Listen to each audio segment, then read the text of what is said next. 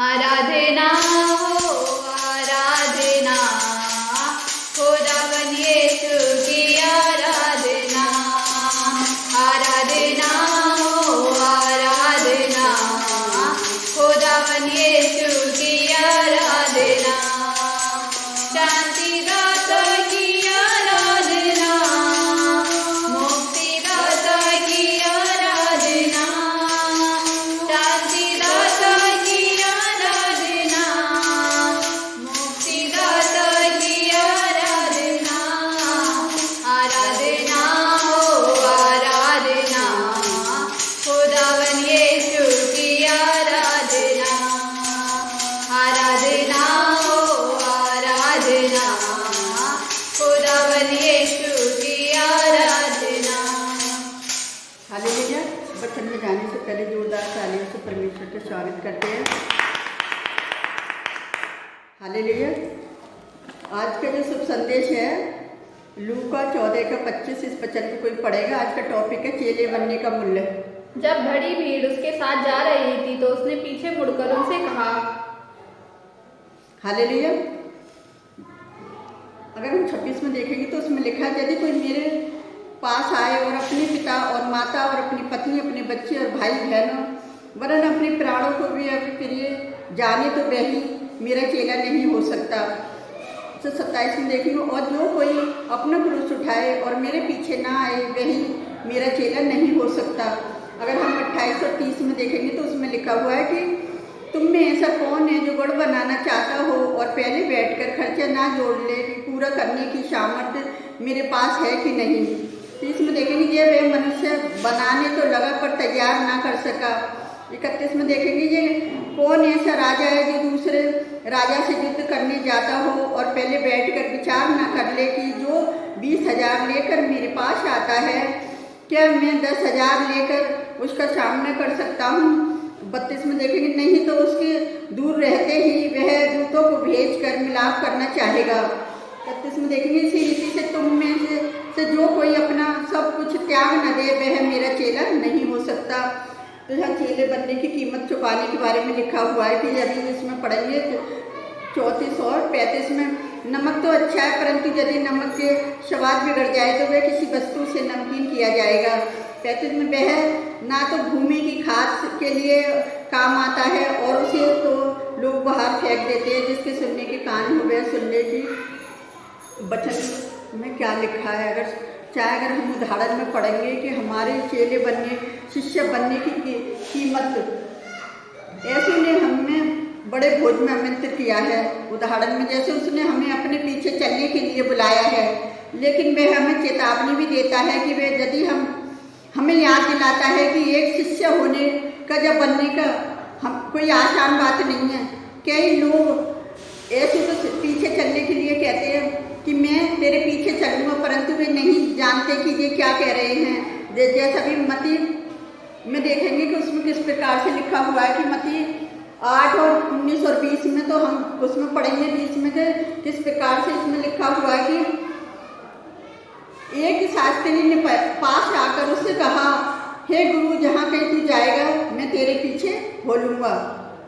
उसे देखने यीशु ने उससे कहा, जहाँ लोमड़ियों के भेंट आकाश के पक्षियों के बछेरे होते हैं, परंतु मनुष्य के पुत्र के लिए सर धरने की भी जगह नहीं है। हालेलुया। तो ये परमेश्वर का वचन किस तरह से, यदि हम नमक का स्वाद अभी देखा कि सही नहीं है तो उसे क्या करते हैं, लोग फेंक देती है और वो मनुष्यों के पैर तले रोनते हैं। तो ऐसे ही हम ये परमेश्वर के वचन में हमें यही उदाहरण देता है कि जैसे हम 2 उदाहरणों को देखेंगे कि यीशु के पीछे चलने के लिए से निर्णय लेने से पहले हमें शिष्य बनने की कीमत चुकाने का अंदाज होना चाहिए। पहला उदाहरण, एक व्यक्ति दूसरा, अगर वो कोई मीनार बनाने के बारे में उसे बनाने से पहले उस व्यक्ति का अगर उसका खर्च वो चुकाने के लिए उसमें है कि नहीं, उसकी कीमत जैसा भी हमने वचन में पढ़ा, अगर उसके पास सक्षम नहीं है होना चाहिए तो क्योंकि अगर वह कार्य आरंभ करेगा तो उसे पूर्ण भी करना पड़ेगा। ऐसी बात के लिए पता है क्या कि यीशु मसीह के पीछे चलने के लिए अगर हम एक बार यीशु के पीछे चलना शुरू करते हैं तो हमें रुकने की जरूरत नहीं है। हमें पीछे मुड़कर नहीं देखना। अगर हम पीछे मुड़कर देखेंगे तो हमें यीशु मसीह के चेले नहीं है। जैसे हमने 31-32 में पढ़ा, दूसरा उदाहरण यदि युद्ध में जाने वाले एक राजा के बारे में पढ़ा भी हमने 31-32 में, कि उसे युद्ध करने से पहले उसे अपने सैनिकों, शत्रुओं के सैनिकों की गिनती कर लेनी चाहिए। अगर यदि युद्ध में विजय प्राप्त करने के लिए उसके पास पर्याप्त सैनिक नहीं है तो उसके लिए भी युद्ध करना उचित नहीं है। और यह बात मसीह के शिष्यों पर लागू होती है। जब हम मसीह के पीछे चलते तभी हम पाप के विरोध परीक्षा में और शैतान के विरोध युद्ध में प्रवेश करते हैं। हम थोड़े सैनिकों के साथ युद्ध में ना जाएं, हमें कठिन परिश्रम करने के लिए ही तैयार रहें, जैसे हमें पराजित हो जाए। जैसे अभी हम कई बार जल्दीबाजी कर देते हैं और शैतान हमारी ऐसी ऐसी परीक्षाएं लेता है कि हम उसमें गिर जाते हैं, लेकिन फिर भी हम परमेश्वर से प्रार्थना करते हैं तो परमेश्वर हमें उठाता है। हम कहते में देखेंगे कि हम मसीह के शिष्य बनने के लिए न सिर्फ कीमत चुकाने का अनुभव लगाना चाहिए, वरन हमें कीमत चुकानी भी चाहिए कि हम परमेश्वर की खातिर अपना सब कुछ, अपना धन, अपना आराम, परिवार, यहाँ तक कि अपना जीवन खुशी से देने के लिए तैयार रहना चाहिए हमें। अगर हम मसीह के शिष्य, अगर हम ऐसा नहीं करेंगे तो हम मसीह के शिष्य नहीं बन सकते। जैसे मत्ती 10:37 में, मरकुस 8:34 में, लूका 14:26-27 में, जैसे बड़ियों में, तो परमेश्वर यहोवा का धन्यवाद करते हैं कि प्रभु हमें किस तरह से अपने चेले बनाने के लिए, उसकी कीमत चुकाने के लिए अगर लोग तैयार हैं तो मतलब परमेश्वर तो हमें तैयार करता है, लेकिन कई बार हम परीक्षाओं में गिर जाते हैं। तो मैं एक आपको गवाही बताना चाहती हूँ कि जब परमेश्वर ने हमें अपनी महिमा के लिए चुना तो पता है क्या है, हमारे घर पर बहुत सारे लोग प्रार्थना में आने लगे। और जब प्रार्थना में लोग आते थे तो कहते हैं ना, बुराई भी पीछा लेती है। बुराई ने हमारा इतना पीछा लिया कि मैं आपको एक छोटी सी गवाही बताना चाहती हूँ कि हमारे बारे में कुछ बोल दिया होगा, तो लड़की ने कुछ बोल दिया होगा, तो वो प्रार्थना में आ रही थी। जब वो प्रार्थना में आ गई, जब घर पे आई तो पता है वो एक लेडीज थी, दूसरा कोई हमारे ऊपर ऐसा तो कोई इल्जाम उन्हें मिल नहीं दिया था कि वो हमारे पास आके किसी बात पर झगड़ा करें। तो उसने क्या करा, उस लड़की को 18-19 साल की वो लड़की थी, जब वो हमारे घर प्रार्थना में आई तो उस लड़की को क्या करा, उस लेडीज ने आकर 3-4 लेडीजों को लेकर आई और उसे प्रार्थना में से ले जाकर पकड़ कर उसे मारने लगी और घर में ही आकर मारने लगी हमारे। तब मैंने उसको बोला कि तुम्हारा कोई हक नहीं है किसी के घर पे आकर किसी को मारने का, पहले तो तुम बाहर निकलो। और जब वो उस लड़की को भी बाहर लेकर खींच के जा रही थी तो मैंने उस लड़की को क्या करा, अंदर खींचा और उससे कहा कि तुम बाहर निकलो, तुम्हारा कोई अधिकार नहीं है। अगर मैं 100 नंबर पुलिस पे लेडीज पुलिस को बुला लूँ तो तुम्हारा क्या हाल होगा कि तुम सबको पकड़ के ले जाएगी कि बेवजह तुम हमारे घर में मारने के लिए घुसे हो। तो फिर उस औरत ने बोली कि मतलब तुम बाहर निकल के आओ। मैंने कि क्यों आए बाहर लेकर के, हमारी कोई गलती नहीं है, हम बाहर नहीं आएंगे। तो फिर बोलती है कि मैं बहुत सारी औरतों को बुला के लेकर आती। मैंने कि बुला ले, जब हमने गलती नहीं करी तो हम डरे क्यों? हमारा परमेश्वर ने जो काम दिया है हम अपने काम करें, तो अपने काम करें। अगर तुझे कोई काम दिया है तो क्या होता है कि वो बहुत सारी औरतों को बुला के लेकर आती है और मुझसे कहती है बाहर निकल के आओ, इस लड़की को भी बाहर कर। मैंने कि ना तो ये लड़की बाहर आएगी और ना मैं बाहर आऊँगी, क्योंकि परमेश्वर ने हमें लड़ाई का आत्मा ना दिया है, परमेश्वर ने हमें संयम का आत्मा दिया है। और जो तुम्हें करना है करते रहो। तो वो बहुत बोलती रही और पब्लिक बहुत ज़्यादा इकट्ठी होती जा रही थी, लेकिन हम पे इतना नहीं हुआ कि हम वीडियो बना लेते उसकी बातों से। पर क्या हुआ था कि जब वो बहुत सारी पब्लिक वो चेचे बोलने लगी तो मैंने पता क्या बोला, मैं कि परमेश्वर तुमको बहुत आशीष दे और तुम यहाँ से चले जाओ, हमें अपना काम करने दो। फिर उस औरत ने बताया, सोचा मैं क्या करूँ क्या नहीं करूँ। वो गालियाँ देती रही, मैंने कि तू देती रहे। फिर मैं बोलती रही मैं तुम्हें आशीष देती परमेश्वर के नाम से। तो पता है जब मैंने ऐसे बोला तो एक जेंट्स आके कहता है कि तुम इसकी बात को समझने की कोशिश क्यों नहीं करते, तुम यहाँ से चलो और परमेश्वर का जो काम है ना उसे करने दो। तुम क्यों बोल रहे हो, तुम्हारी कोई लड़ाई है झगड़ा है इससे, तो तुम बताओ। वो अपना काम कर रही है, तुम अपना काम करो। फिर उस जेंट्स ने आके पता है क्या करे, परमेश्वर किसी न किसी के मन को दीन कर देता है। फिर वो सारी लेडीज से चली गई और फिर हम प्रार्थना करने लग गए। तो मेरे प्रिय भाई बहनों, अगर हमें सच्चे दिल से परमेश्वर ने पुकारा है तो कोई भी मनुष्य हमारा कुछ नहीं कर सकता। जब परमेश्वर हमारी ओर है तो हमारा विरोधी कोई नहीं हो सकता। तो मैं आप सब उन विरोधियों से भी कहना चाहती हूँ कि तुम जाके मतलब हाँ चर्चों में जाके 40वां पढ़ रहे हो तो अपने मंदिर में 40वां पढ़ लो, ताकि तुम भी अपने परमेश्वर का नाम ऊंचा कर लो। तो लेकिन कुछ लोग ऐसा नहीं करते, ऑरेंज कलर का चोला तो पहन लेते हैं वीरता का, लेकिन उनको वीरता दिखानी नहीं आती। वीरता का मतलब है कि हमें अच्छे काम करना है और हमें अपने देश को आगे बढ़ाना है। हम अगर अपने देश में अच्छे काम करेंगे तो ना तो ऊपर से विपत्ति हमारे ऊपर आएगी और ना ही नीचे से ही लोग हमारे पता है बुरा भला बोलेंगे और लोग हमारी निंदाएं ना करेंगे। तो आज जो लोग हैं ना हिंदू धर्म की जो निंदाएं करा रहे हैं वो बहुत गलत कर रहे हैं और वो अपने धर्म को पता है क्या कर रहे हैं, बदनाम कर रहे हैं। वो पता है मसीह धर्म को नीचा दिखाने के लिए अपने धर्म को नीचा कर रहे हैं। तो मेरे प्रिय भाई बहनों, ऐसा ना करो ताकि तुम परमेश्वर का क्रोध तुम्हारे ऊपर ना हो, और परमेश्वर के हाथों में पड़ना बड़ी भयानक बात है। तो तुम अपना काम करो, मसीहों को अपना काम करने दो। जब तक परमेश्वर किसी को नहीं खींचता वो खींच नहीं सकता।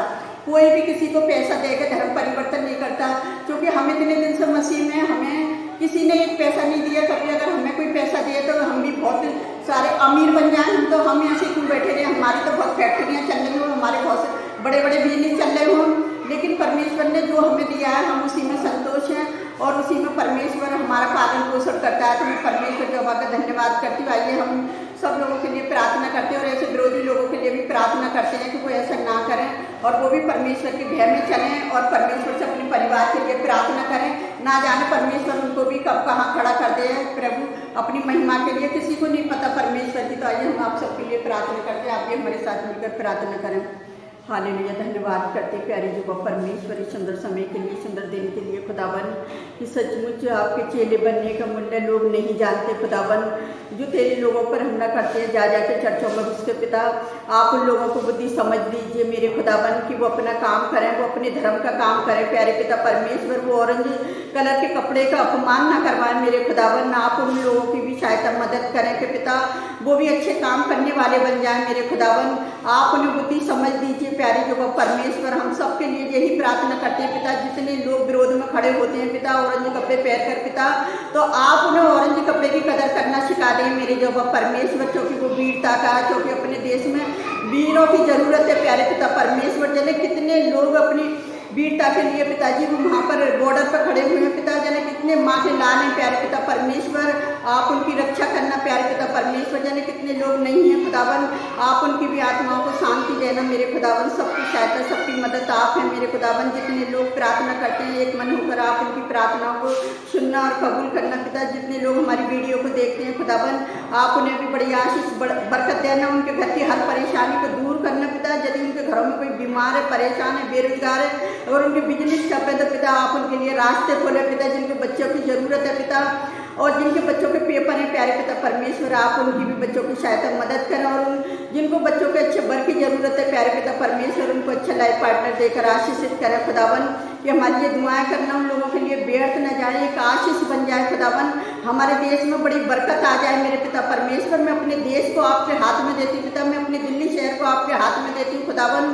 अगर जितने लोग जहाँ जहाँ विरोधी खड़े हैं उन सब की आत्माओं को प्यारे पिता परमेश्वर उनको बदलना मेरे खुदावन, कि वो भी आपके नाम को महिमा देने पाए पिताजी। मैं उन देशों को आपके हाथ में देती हूँ, यहाँ विरोध हो रहा है प्यारे पिता परमेश्वर। वहाँ के लोगों को भी आप मसीह भाई बहनों की सबकी सहायता मदद करें कि तेरा काम न रुका न रुकेगा प्यारे पिता परमेश्वर। वो तेरे नाम का प्रचार कर रहे हैं पिता, अपने धर्म का विरोध कर तो प्यारे पिता परमेश्वर आप उनकी भी सहायता मदद करें पिता, उनको भी बुद्धि समझ दें खुदावन। जितने लोगों ने हमारे साथ मिलकर प्रार्थना करी, आप सबकी प्रार्थना को सुनना और कबूल करना। जितने लोग हमें लाइक कमेंट सब्सक्राइबर करते हैं पिता, आप उनकी भी सहायता मदद करना मेरे खुदावन। मैं आपके बच्चों के लिए यही प्रार्थना करती हूँ जो एक मन होकर प्रार्थना कर रहे हैं पिता, आप उनकी प्रार्थना का हमें जवाब देना पिता। मैं सारा आदर महिमा आपको देती पिता, सबकी कमिटियों को आपके चरणों में डालती मेरे खुदावन। मैं जो भी मांगती है यीशु नासरी के नाम पर आमीन। God bless you all.